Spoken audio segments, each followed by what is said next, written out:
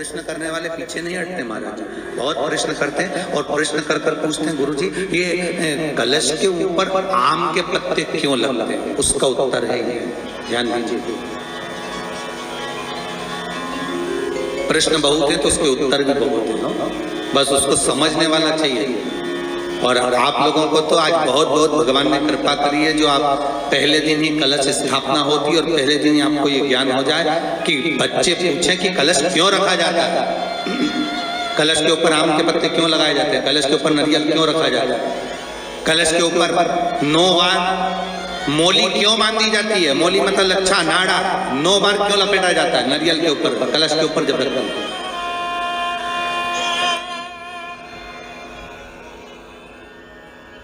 कलश के ऊपर जब जब श्रीफल रखाता है, नारियल रखाता है, तो उस पर 5 बार 7 बार मोली नहीं लपेटी जाएगी, तो 9 ही बार लपेटी जाएगी। 5 या 7 बार लपेटते हैं तो कहते हैं कि लक्ष्मी की छिन्नता होती है, और वो 9 बार लपेटी जाती है तो भरपूर लक्ष्मी का भंडार बढ़ती है। क्यों क्यों कहते हैं उसको? भगवान कुंभ का निर्माण कर रहे हैं, भगवान कलश का निर्माण कर रहे हैं, और भगवान स्वयं ब्रह्मदेव कर रहे हैं कि आप ऐसा निर्माण कर दो जिसमें 33 कोटि देवता स्वतः विराजमान हो जाए। तो भगवान ने उस कलश का निर्माण कर दिया। अब कलश का निर्माण करा तो स्वयं भगवान ब्रह्मदेव बोले, प्रभु इस कलश के अंदर मेरा स्थान कहाँ है, मेरा स्थान कहाँ है?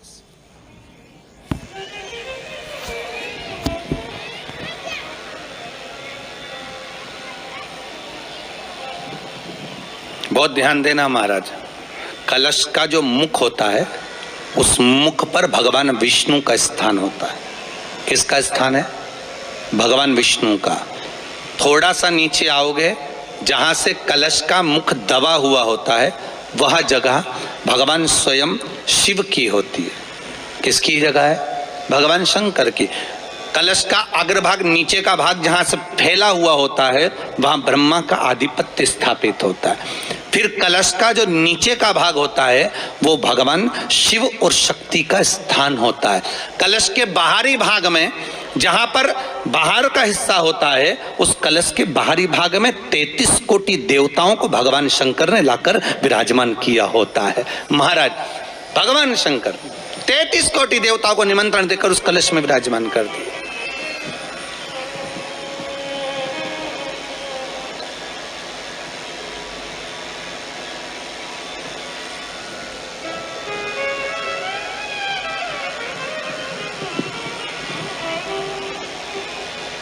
कितना सुंदर लिखा है देवी भागवत के अंदर कि जहां कलश की स्थापना होती है उस जगह पर किसी देवताओं को बुलाने की जरूरत नहीं होती। 33 कोटि देवता उस जगह पर स्वतः विराजमान हो जाते हैं। स्वयं 33 कोटि देवता स्वयं वहां विराजमान। और कितनी महत्वता कलश की महाराज। आप लोगों से भी निवेदन है, चैत्रीय प्रतिपदा है आज, जिनके घर में ज्यादा रोग हो, बीमारी हो, ज्यादा तकलीफें आ रही हो, कष्ट बढ़ रहा हो, बीमारियां बढ़ रही हो, या भय लग रहा हो, डर लग रहा हो, हृदय चित्त में कहीं ना कहीं आपको भय का भान हो रहा हो, तो 1 लोटा पानी, एक कलश में जल भर कर रख लीजिए और रात भर उसको रखे रहने दो। नवरात्र चल रहा है, उस कलश को रात भर रखकर सुबह सुबह उस कलश में एक बेलपत्र डालकर उस जल को नीम के पेड़ के नीचे, जहां चैत्री नवरात्रे में नीम के पेड़ के नीचे सारी विद्याएं, आदि शक्तियां, सारी देवी उस नीम के पेड़ के नीचे विराजमान रहती हैं। उस कलश में एक बेलपत्र डालकर रात भर रखकर उस जल को पूरे घर में घुमाकर उस नीम के पेड़ के नीचे समर्पित कर दीजिए महाराज। घर में भय लगना बंद हो जाएगा, कोई बड़ी बीमारी आपको घेरेगी नहीं, और उस बीमारी से, उस रोग से आप मुक्त रहेंगे। उस बीमारी से, उस रोग से आप मुक्त पाएंगे, वो बीमारी आपको घेर नहीं पाएगी। कलश का इस भगवान निर्मित कर दिया। ये कलश मेरा प्रतिबिंब है। आप कलश मेरा प्रतिबिंब है ये तो कहा, पर भगवान शिव के पास में आकर स्वयं कामदेव की धर्म पत्नी रति रो पड़ी। और मेरे भारत के जो मानव है जहाँ जहाँ निवास कर रहे हैं, विदेश में भी, पूरी भारत की भूमि पर आज के दिन लोग देवी जी की स्थापना करते हैं। तो क्या स्थापना में क्या रखते हैं? कलश रखते हैं ना। तो कलश किस लिए रखा जाता है? कलश का क्रम क्या है? अपन ने अभी तक कथाओं में बहुत सुना, शिव महापुराण में, कि दिए का महत्व क्या है। अपन ने सुना दही का महत्व क्या है, जल का महत्व क्या है। पूरी शिव महापुराण में अपने अलग अलग महत्व को जाना है।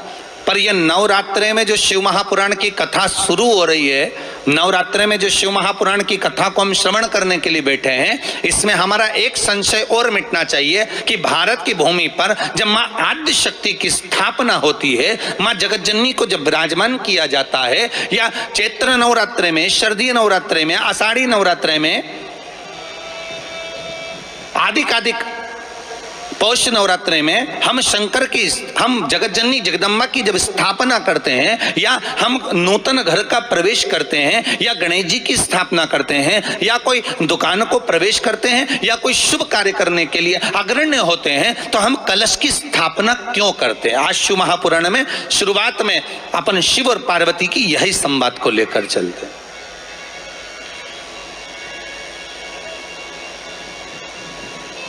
आखिर कलश में ऐसा क्या है? कलश के अंदर आखिर ऐसा क्या विराजमान है कि 33 कोटि देवता उस कलश के अंदर आकर बैठ जाते हैं? महाराज,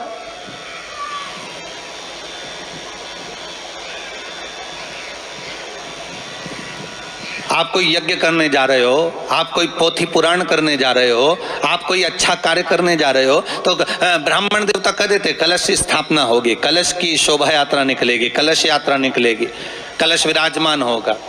और आज हर की पौड़ी पर, प्रयागराज में, या उज्जैनी में, नासिक में जो बड़े बड़े कुंभ के मेले होते, कुंभ का मतलब भी तो कलश से होता है। उसकी महत्वता क्यों है? उस कुंभ की, उस घड़े की महत्वता कहां से प्रकट हो गई?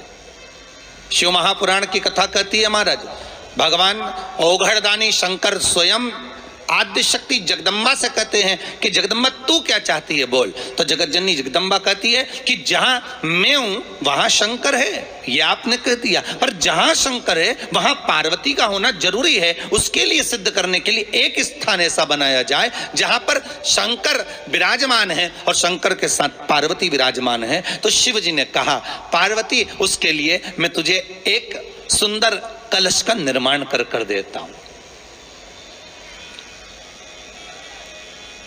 दुनिया का रचनाकार, दुनिया की रचना करने वाले महाराज, संपूर्ण ब्रह्मांड की रचना करने वाले, जिनको भगवान शिव ने स्वयं ब्रह्मदेव से कहा है कि ब्रह्मा जी तुम सृष्टि खंड को आगे बढ़ाइए, सृष्टि की रचना करिए। और आज ही के दिन, यही चैत्रीय प्रतिपदा के दिन, यही इसको कहते हैं नया संवत्सर, नया वर्ष।